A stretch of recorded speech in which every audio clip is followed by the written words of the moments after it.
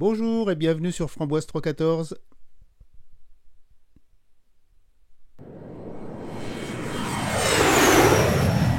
Alors aujourd'hui on va parler d'un graveur laser de chez Ortur, le modèle R2. C'est un laser qui est fermé, il y a un couvercle sur le dessus et qui peut utiliser soit une tête bleue, graveur laser bleu, soit de l'infrarouge, donc pour le métal. Alors on va le déballer rapidement, parce que c'est assez classique maintenant, hein. On va trouver une caisse costaud et à l'intérieur une deuxième caisse avec le graveur. Et dans cette caisse, des blocs de mousse qui protègent la machine. Voilà.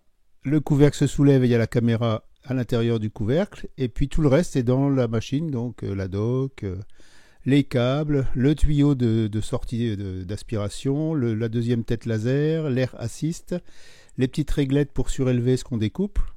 J'enlève les dernières cales, je coupe les deux blocages de la tête, et ça y est, on est prêt. Alors dans les éléments, on a un écran qui bascule, ce qui permet de bien le voir quand on est debout.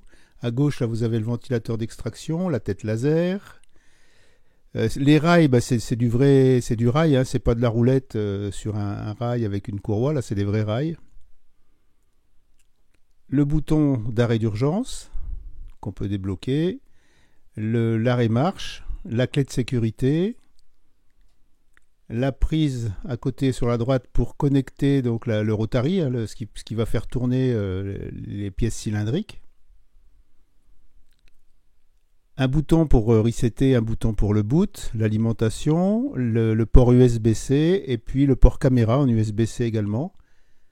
Le bouton de reset du port caméra et puis le logement pour la carte SD.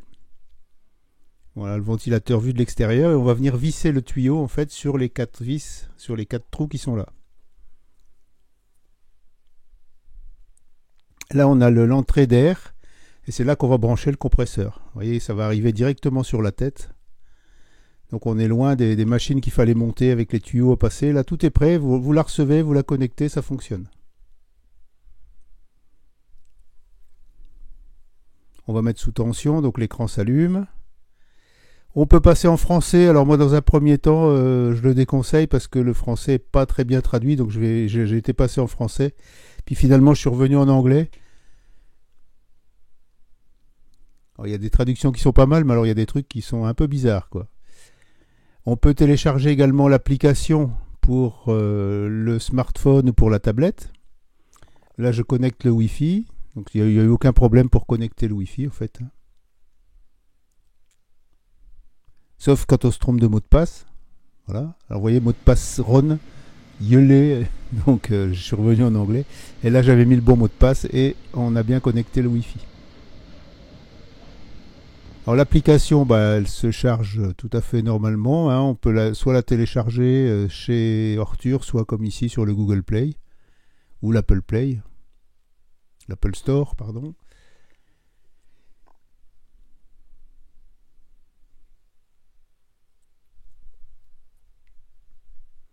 Bon, il faut bien sûr se connecter.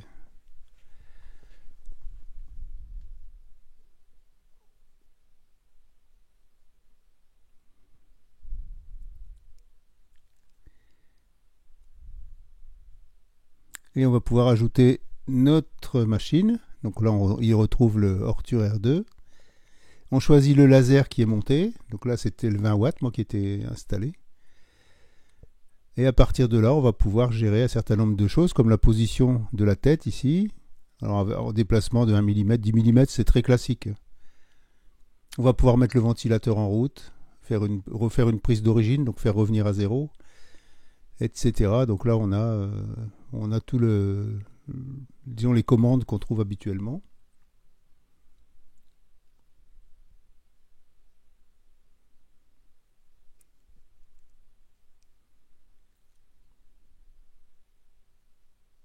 Alors là, pour graver, il faut déjà faire l'étalonnage de la caméra. Donc ils fournissent une plaque que vous mettez en place dans des marques et l'appli va se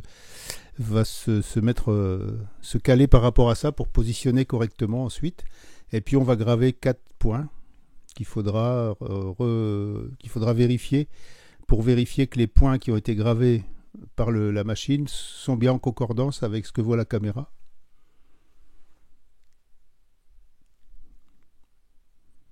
Ouais, pour moi c'était tout bon. Mais vous pouvez déplacer les points. Enfin, là j'ai pris une photo que j'ai passée en négatif et que j'ai mis en mode trait. Donc c'est pareil, hein, je la mets au centre. Vous voyez, après en utilisation c'est relativement simple. Là, vous choisissez une image, vous la déplacez, vous la mettez à l'endroit où vous voulez graver. Alors là j'ai pas utilisé la caméra, j'ai placé manuellement et j'ai fait un, un tour de chauffe, je dirais, pour voir où ça va graver.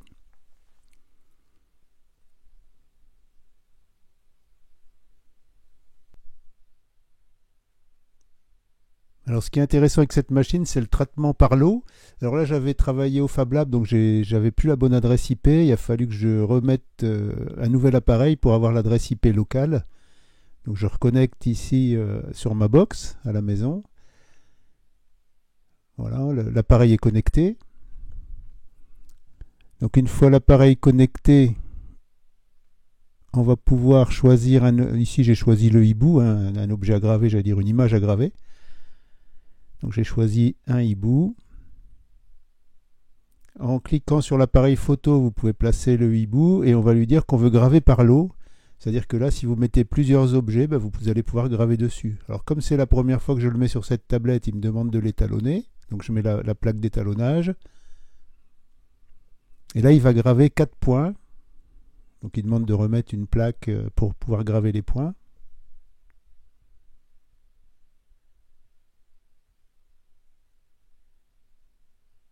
Voilà. Et donc il va graver 4 points sur une plaque et c'est en prenant en compte ces points qu'il va pouvoir calibrer la caméra en fait. Donc là il est en train de graver les points sur la plaque.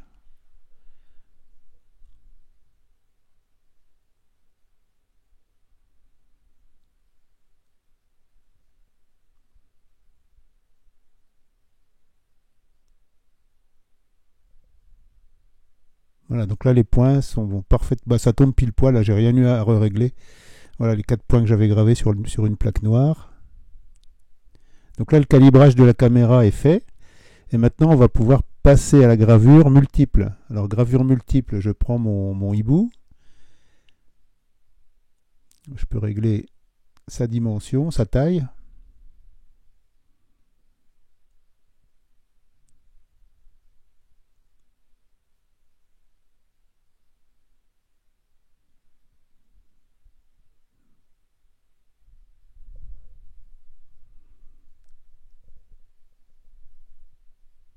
Une fois qu'on a réglé la taille, on va pouvoir refaire une lecture donc de la position. Là, j'ai placé 3 cartes de visite, une bleue, une verte, une noire. Donc à droite, là, vous avez le réel et à gauche, ce que voit la caméra. Et on va pouvoir positionner le hibou. Donc là, il est sur une carte. Et vous voyez, j'ajuste la dimension du hibou sur la carte qu'a sélectionné la caméra. Et quand ça c'est fait, on va pouvoir valider. Il faut toujours mettre l'épaisseur. J'ai pas bien compris ça. Il faut mettre l'épaisseur de ce qu'on va graver. Bon. J'ai mis 0,2 parce que c'est relativement fin là.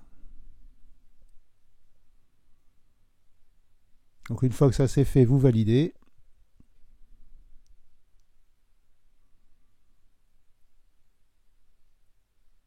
Et voilà, donc là, vous voyez, la machine a placé toute seule le hibou sur les 3 cartes que j'avais positionnées. C'est-à-dire que si vous avez par exemple 10 porte-clés, ça sera positionné sur les 10 porte-clés. Et là, vous pouvez simplement retoucher pour chaque image sa position ou sa rotation. Voilà, vous pouvez fignoler en fait les ajustements, mais il n'y a pratiquement rien à retoucher. Une fois que c'est fait, vous pouvez lancer la gravure.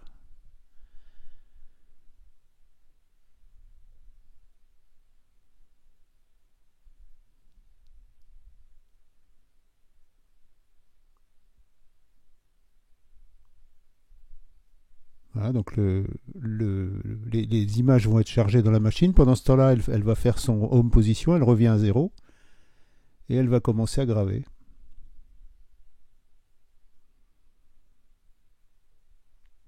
Je trouve que la procédure est un peu longue, hein. Il faut valider plusieurs fois. Enfin bon, c'est un peu long cette procédure, mais bon, on y arrive.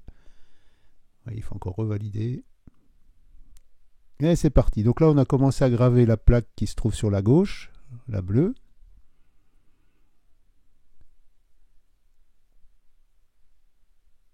Donc ça va graver plaque par plaque et il n'y a rien à faire. C'est-à-dire qu'une fois que vous avez programmé vos 10 porte-clés ou comme ici vos 3 plaques, ben ça va graver les 3 plaques. Donc c'est parti. Alors, il y a des petites pauses je pense quand il y a beaucoup de données, le tampon doit être un petit peu short et quand il y a beaucoup de données, ben ça fait une petite pause, ça dure pas bien longtemps puis ça redémarre. Mais il n'y a pas de décalage, il n'y a rien. Vous voyez, la qualité est belle.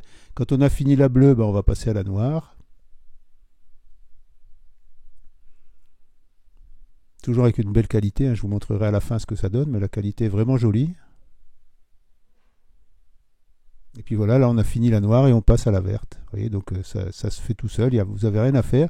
Vous posez vos objets, vous en définissez un et la machine va les répartir sur les 10 autres. Donc vous allez faire 10 porte-clés identiques ou 10 plaques identiques comme ici, hein.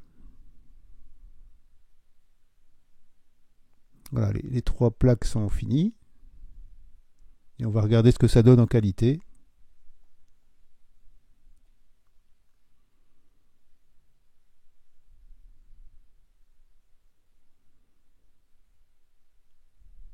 Voilà, ça c'est de la gravure d'image. On va pouvoir passer maintenant à autre chose, à du SVG ou d'autres choses. Donc voilà la qualité, vous voyez la finesse du trait.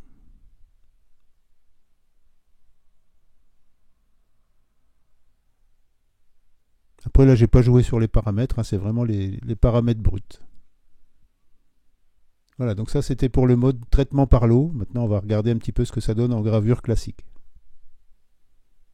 Voilà, j'ai pris une rose des vents, c'est un truc que j'ai trouvé tout fait, hein. J'ai pris une rose des vents. C'était pour essayer là de graver sur du contreplaqué et de voir ce que ça donne en finesse. Ouais, en qualité c'est pas mal, mais je devais être un petit peu faible en puissance laser ou un petit peu trop rapide.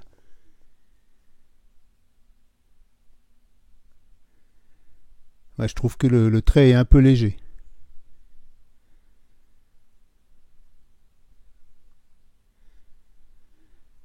Ah, j'ai refait un essai, alors là j'ai insisté un peu trop, vous voyez en bas à gauche c'est un peu cramé, puis après j'ai trouvé le bon réglage, donc le reste était bon là. Et là c'est sur du médium, donc la couleur est plus foncée. Mais ça marche bien aussi, la finesse est là. On a une très bonne qualité de gravure, très fin.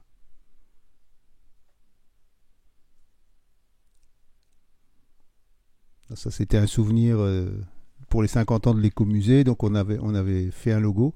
Et là je grave le logo sur une plaque, c'est des petites cartes de visite qui sont avec des couleurs, donc ça grave très bien dessus. La finesse est là aussi. Et là j'ai essayé de graver on est passé rapidement, mais j'ai essayé de graver du noir et ça marchait pas. Il faudra que je le fasse avec l'infrarouge. Ça c'est une carte de visite classique. Donc ça marche bien aussi. Donc ça avec le laser bleu, vous pouvez graver tous ces objets là. On peut découper. Donc là je fais de la découpe avec le laser bleu.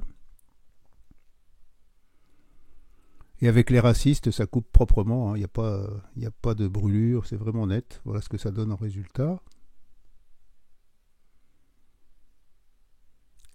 Voilà, j'ai fait des espèces de petits porte-clés pour le Fab Lab. Donc j'ai découpé dans du contreplaqué de 4 mm. C'est du 3 ou du 4, ça découpe très bien. C'est joli, c'est bien gravé. C'est pas brûlé.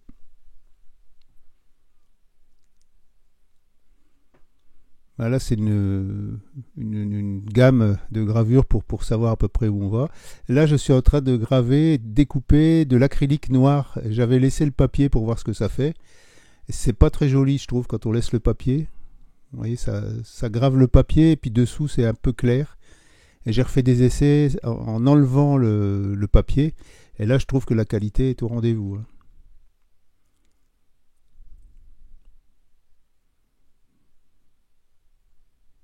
Il faut juste le sortir parce que c'est vraiment découpé. Et puis derrière, j'avais laissé le papier et ça n'avait pas découpé le papier derrière, mais regardez la qualité. la gravure ressort bien blanche, plus un petit liseré autour, et la découpe est bien propre. J'ai fait des essais sur de l'ardoise. Donc pour un copain, je lui avais fait des dessous de verre. Bon là, c'est juste la rose des vents, mais ça fait une belle qualité de gravure. Et c'est le moment de monter le laser infrarouge. Vous voyez, la buse est plus courte. Et là, il n'y a pas de réglage avec une pige qui descend comme sur l'autre. Là, on met une cale dessous. C'est avec une cale. Donc il y a une seule prise à brancher. Alors, il faut démonter. C'est ça qui est un peu embêtant. Il faut démonter l'autre tête. Enlever la gaine, débrancher la tête. Débrancher l'air assist. Démonter la tête. Voilà. Et après, on remet la tête laser infrarouge. On n'oublie pas de mettre la petite cosse de masse.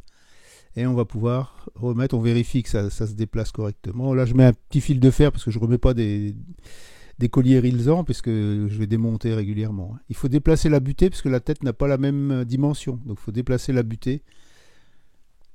Alors, si vous faites un mauvais réglage de la tête, ce qui m'est arrivé, voilà, bah ça grave pas bien. Et après, j'ai réglé la tête avec la pige.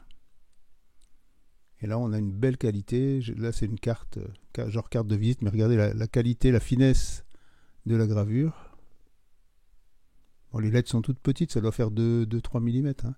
Et là, j'ai regravé ce qui n'avait pas marché avec le laser bleu. Et cette fois, on voit que ça a bien gravé. Les lettres sortent bien sur le noir, alors qu'avec le laser bleu, ça avait juste un tout petit peu marqué, mais on ne voyait rien. Là, c'est toujours les cartes de visite. Donc j'ai gravé des images de moutons. Problème quand on fait les essais, c'est de trouver l'inspiration. Je ne suis pas toujours très inspiré. Alors comme c'est du noir, il fallait passer en négatif. Je ne suis pas passé en négatif. Donc là, on a une image qui est négative.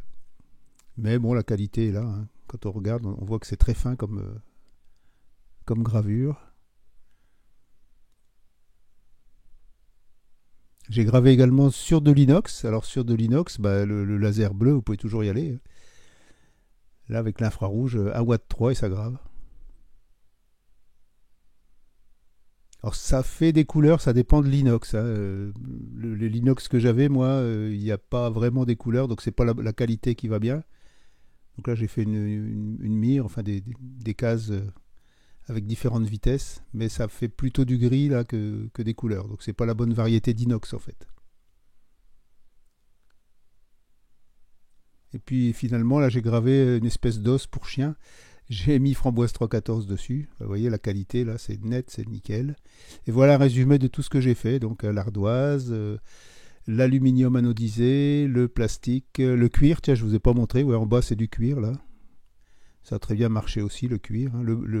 En haut, c'est du contreplaqué.